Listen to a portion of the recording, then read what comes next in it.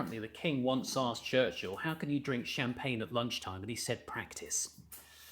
Practice, practice, practice. Now that's rather splendid. Chin chin.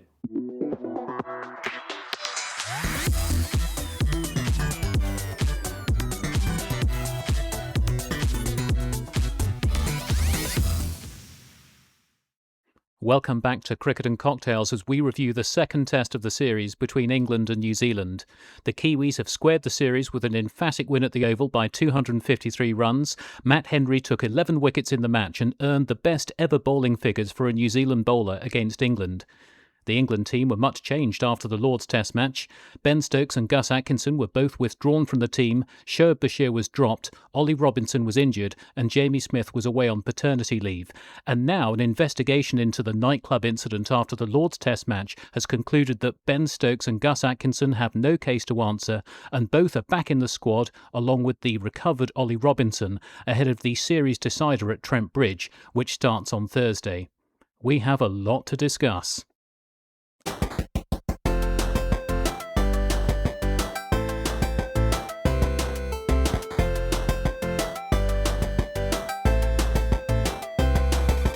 Adam Williams, Alan Bone, thank you very much for joining me on Cricket and Cocktails. It's been a fairly tumultuous couple of weeks for English cricket. Now, we'll get to the result of the Oval Test match in a moment, but first I think we do have to address issues around selection and the management of the England teams. Based on what we now know about the investigation, do we believe the one-match ban has been worth it for the effect it had on the England team and the Oval Test match? Oh, thanks, Ben. That's a nice gentle half volley to get this one off and running. I don't think anybody really could have predicted at the end of that first test, which had so many storylines and so many plot twists of itself, to then wake up the following morning or within 24 hours and find out that there was this situation unfolding. And then the subsequent events that have transpired with both of those players initially being suspended and then investigated, then left out the side, and then strangely reintegrated in an unusual way in which they were obviously both given the opportunities to play in county cricket, and then, as the arrangements allow now, were taken out of those games halfway through to, as we all found out subsequently, prepare them for reselection and reintegration. All those changes were enforced. It was a very inexperienced team that England put out at the Oval. I suppose due process has now been completed and both players have been, I suppose, cleared of any wrongdoing beyond the fact that they clearly couldn't tell the time on a Monday morning. They're both back in the side and they both head to Trent Bridge for what now is an absolutely huge series decider. Alan, there have been some lines coming out of the ECB in the last few hours that there was a little bit of ambiguity about the curfew, which, I mean, nobody disputes that the curfew was breached, but there was a bit of ambiguity about when the curfew applied, and that has been suggested by Brendan McCullum. And there's also been a suggestion from Rob Key that it was communicated internally and externally, but that there wasn't a blueprint. So does that suggest that maybe there wasn't anything in writing? Main ambiguity in this decision was probably waiting on the result of the second test at the Oval. And I suspect if England had won it and gone 2-0 up, I suspect both players would have remained suspended for this last test, the series having been won. And then English cricket would have done what it does best, of just sort of burying the problem and hoping that nobody kind of noticed when they reappeared for the Pakistan series later in the summer. I think the reason they've been brought back is because bluntly, England were absolutely hopeless and absolutely hammered at the Oval. We can get into the reasons why that was. If England do go down at Trent Bridge and lose this series, there will be some serious questions asked because, you know, losing an Ashes series away is kind of bad, but we've all got used to it. Losing a home series to New Zealand, however good they are, would be regarded, I think, as completely unacceptable by the cricketing public and the powers that be.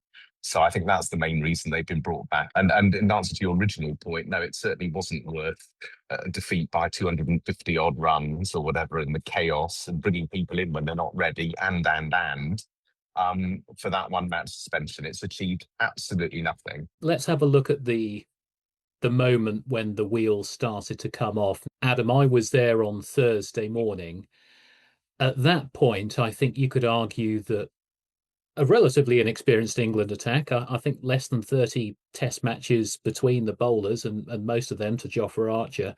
Reasonable control on day one. Day two, it all went a bit wrong. It was very much a short ball ploy. From the outset, you had three people right back on the boundary rope on the leg side. So I think Glenn Phillips kind of knew what was coming. And those kind of tactics look great if they come off. If they don't come off, the game can get away from you quite quickly. And also, when they tried to get their length back up again, they weren't really able to do that straight away, were they? That was my reading of it. What would your reading be? Well, everything you've said there, and also in amongst all of that, a rather calamity drop from Ben Duckett as well, when a chance Yes. was actually presented to itself, and the trap almost worked. They completely ceded any initiative that they'd had from the hard work that they put in on the first day. Even though they'd won the toss, I think we all recognised from watching games at the Oval this year and seeing how Surrey's championship results have unfolded in terms of the pattern of the game, that actually to restrict a side to 280 odd for 7 on the first day with an inexperienced attack was pretty good work. And had they got one more wicket in that evening session on the first day, maybe it had Archer got Phillips out there, I really would have put England in the box seat there, and I think they would have probably wrapped up that New Zealand innings on the second morning relatively quickly. But they just gave the initiative away there so much, and then that was compounded obviously by the fact that the New Zealand attack, first time up, bowled exceptionally well, knew exactly where to put the ball on this pitch, knew exactly how to restrict England's top order to make runs. England couldn't build partnerships. Didn't help that unfortunately Ben Duckett was run out by his former county teammate in Emilio Gay. But yeah, that first session on that second day, you can pretty much pinpoint how the momentum of the game shifted from that moment onwards. Obviously, there was no lack of effort from Jofra Archer the night before. He bowled 8 overs before the close on day one, bowling a lot of short pitch deliveries to try and hustle out Glenn Phillips. We were, I think, 3 overs out from the new ball on day two. He didn't take the new ball straight away, and he in fact did not take the new ball until about an hour after it was taken. And you had the unusual spectacle of the part-time left arm spin of Bethel taking the new ball before Jofra Archer, your most experienced fast bowler in the team, with a new ball just being taken. Can you fathom the logic to that, Alan? No, not really, Ben. I think the main problem, and I think the problem kind of with a lot of issues with this side, is everything is too much of a compromise. Archer didn't look ready for a 5-day test. He's obviously played a lot of IPL, and he just did not look match ready. Probably hence the reason he was picked as one of a 4-man pace attack, rather than what they desperately needed, which was to have a spinner in there with the temperature being 30 degrees on an oval pitch. You needed to have a spinner in there to give some balance, but they didn't do that because they felt Archer couldn't function as one of only 3 pace bowlers with worries about his fitness. They pick him as one of 4 fast bowlers, over bowl him on that first day, meaning he can't then bowl for 90 minutes on the second morning. Well, I'm sorry, that's just unacceptable at this level. It really is. Fine, if we're sort of 3 matches into a series and he's been playing and bowling over after over, but it really is unacceptable if a fast bowler can't rock up when the opposition are 7 wickets down and can't charge in and knock over the tail. It can't be lost on anyone that we had 14 overs of spin. It might have been more than that actually, bowled by Joe Root and Jacob Bethel. And I know that Surrey haven't used a specialist spinner for the championship so far, but we've now got this bizarre situation where England played a spinner at Lords where the conditions weren't there, and lo and behold, the spinner didn't bowl a single over. And now, in baking hot conditions, which were forecast well in advance of this Oval Test match, they don't play a spinner. Is that down to the balance of the side? Because in the absence of Ben Stokes, Adam, they played 7 batters and they wanted to have 4 fast bowlers, and that there just simply wasn't room. Is that why there was no specialist spinner? Yeah, I think that probably what the absence of Stokes probably did play a part in that. But as you alluded to there in your question, that Surrey have played that sort of template this season, haven't they, so far, where they haven't played the frontline spinner. They packed it with seamers, and it's been a seam-dominated venue so far this season. Bashir will definitely come back into that side this week. He has to, purely because of rotation, workload, conditions. He's taken 5 wickets on that ground before. But yeah, it did look very unusual that he wasn't involved in this game. Joe Root has picked up plenty of wickets in his time, but him and Jacob Bethel together, even though he did seem to be a bit of a golden arm and a partnership breaker, it just didn't have the penetration. It didn't have the effect, did it? No, I think I mean it's fair to point out, Alan, that the wickets that Bethel took were not really as a result of phenomenal bowling. That there was one leg side full toss that was just swept to fine leg.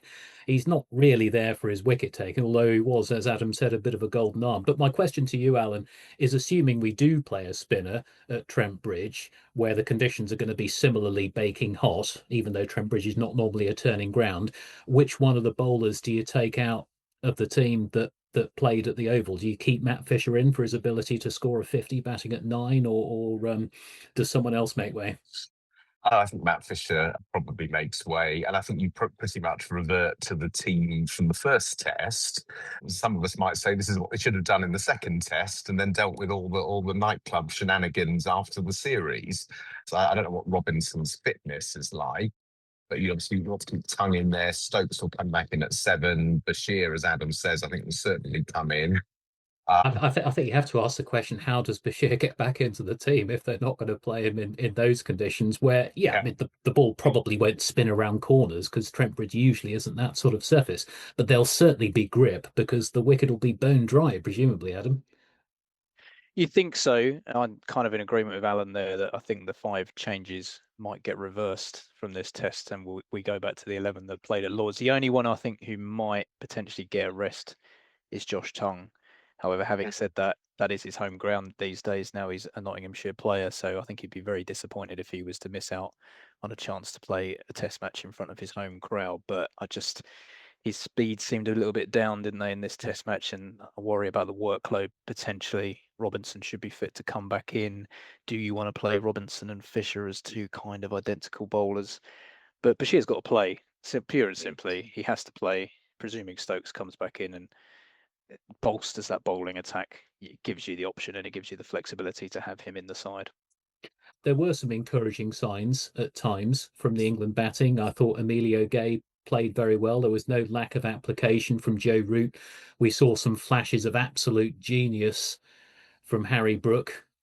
Really, fundamentally, I would argue that they were left with quite a bit too much to do because of what had happened with the bowling before. But how did you read the England batting, Alan? You expect guys like Root and Brooks, still rated, if not 1, 2, very, very near the top of the world rankings. You expect these guys to show some application and grit. So we've got no worries really about them at 4 and 5. But it was such a bizarrely selected team.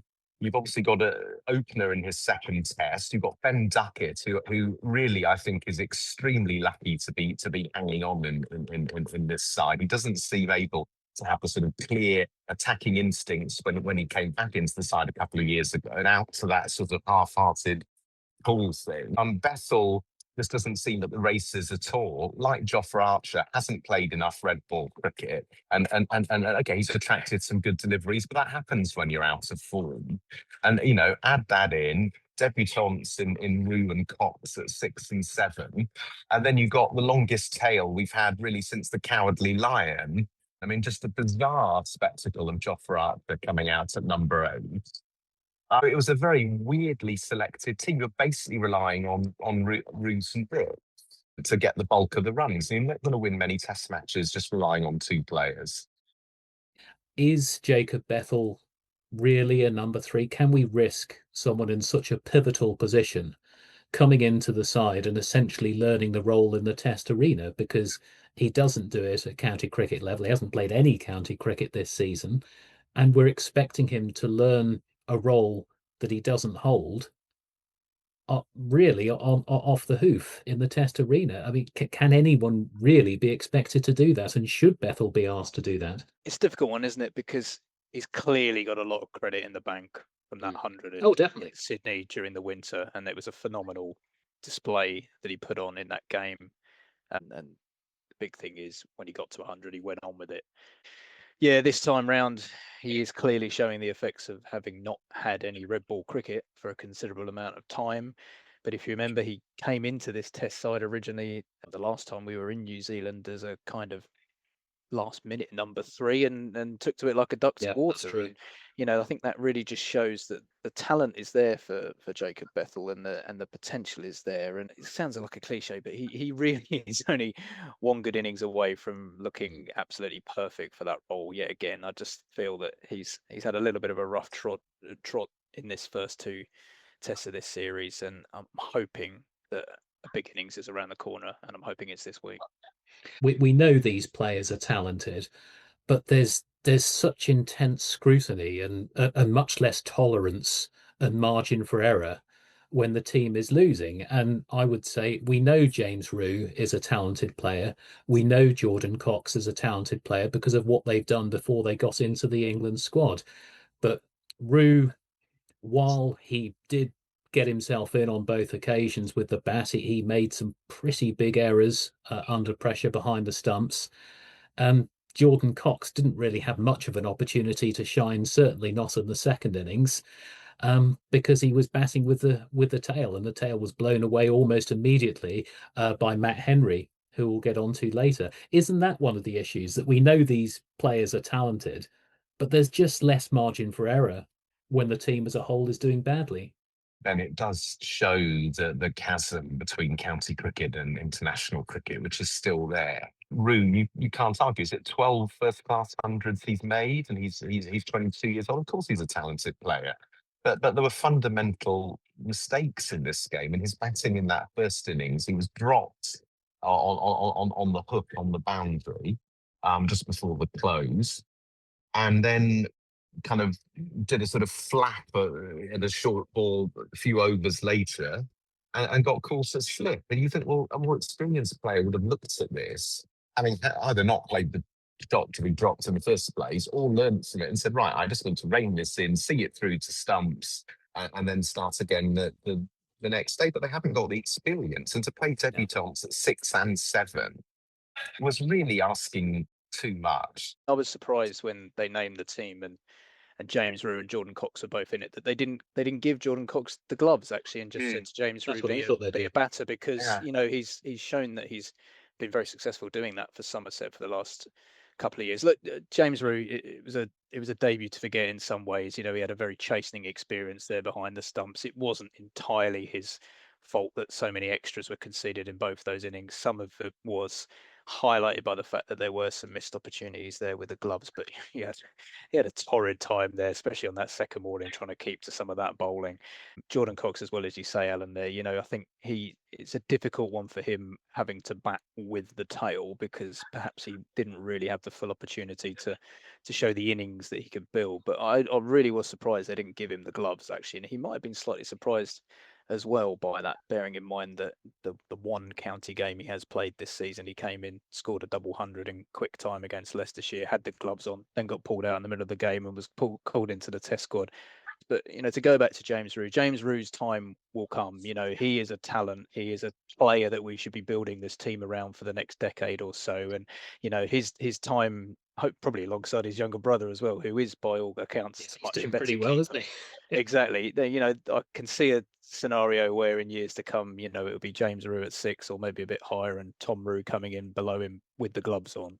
They've got an embarrassment of riches in terms of how many talented players they have in their domestic system.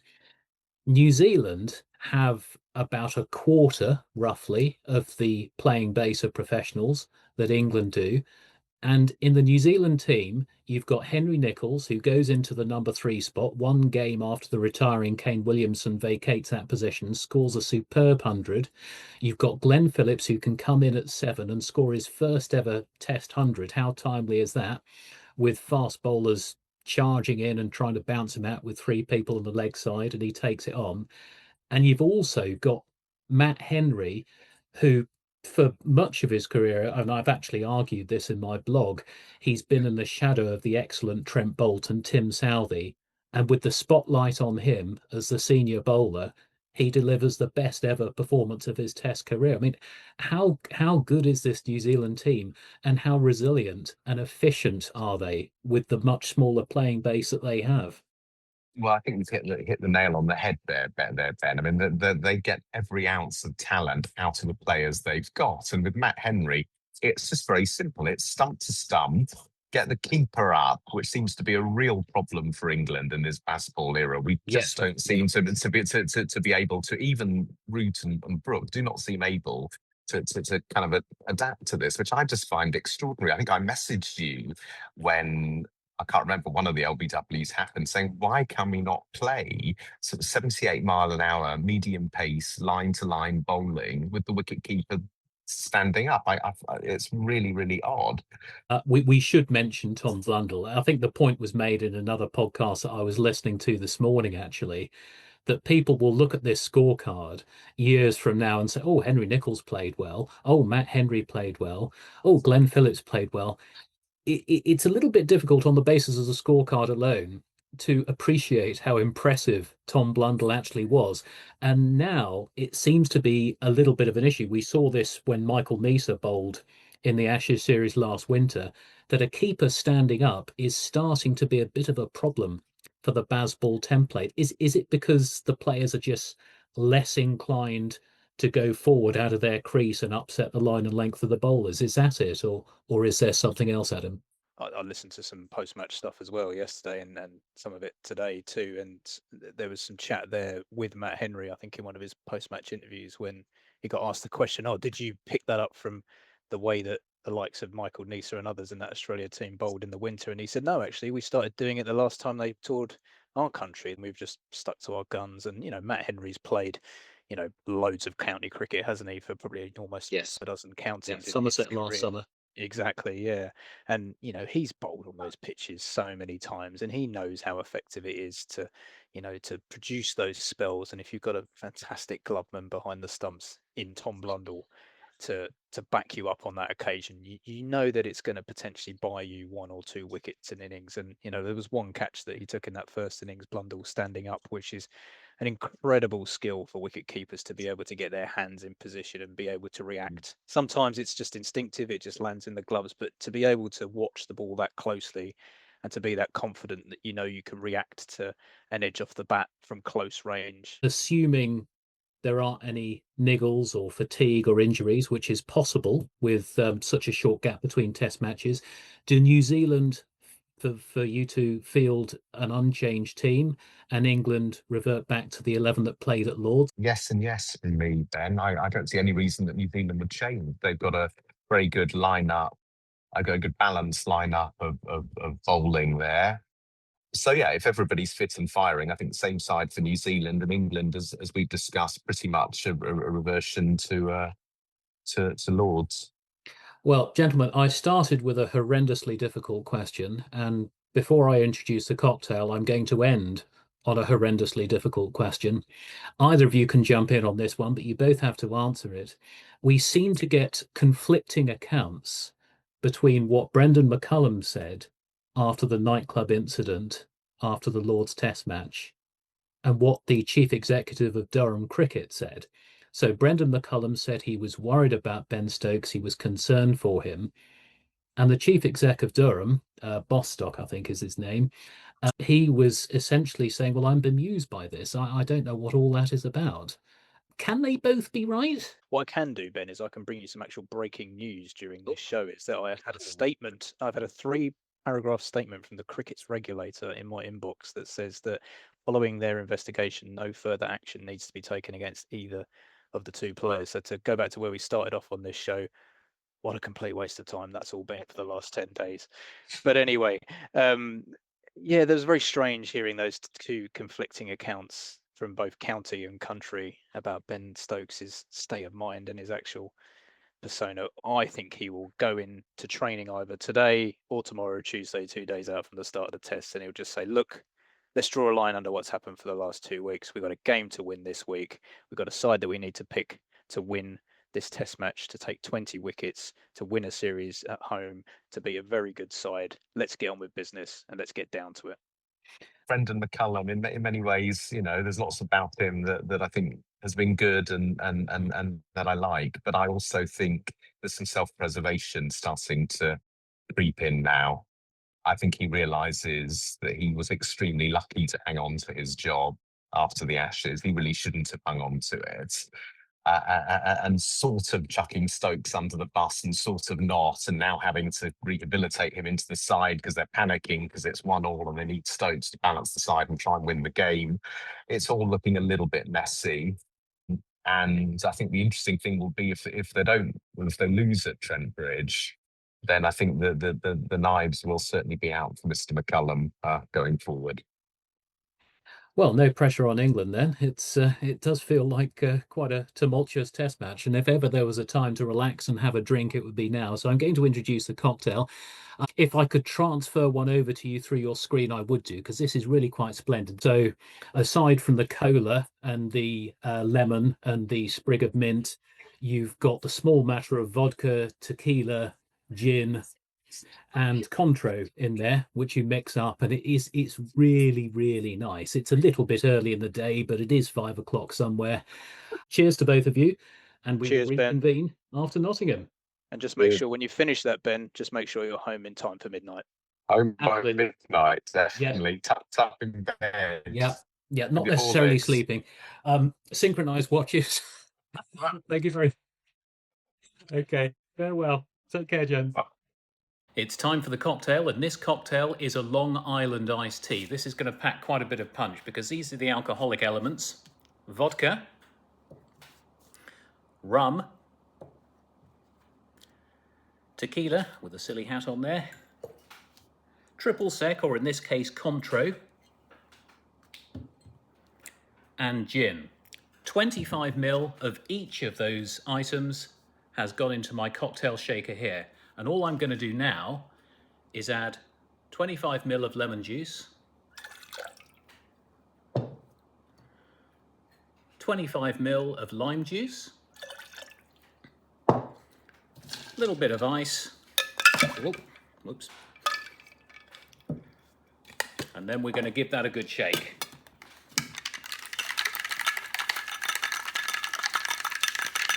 So you should feel the cocktail shaker feeling cold and icy. You strain that into your glass, a little bit more ice. Top that up with some Coca-Cola, and then we're going to give that a little bit of a stir, like so. And then your decoration, lemon wedge. So I've cut this thin because, as you can see, this is quite a thin glass. And we're going to have a little sprig of mint. So lots of very zesty, minty drinks on Cricket and Cocktails so far this season. Cheers. Oh, that is so good. I may be gone for some time.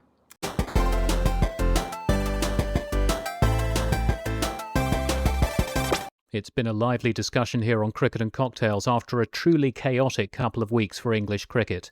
Congratulations to the New Zealand team, who now have a golden opportunity to win a series in England for the first time since 1999. And if they do manage it, I wonder what the makeup of the England team on and off the field will look like then. The Trent Bridge test starts on Thursday, and Cricket and Cocktails will be back after the conclusion of this match for another review. Goodbye for now.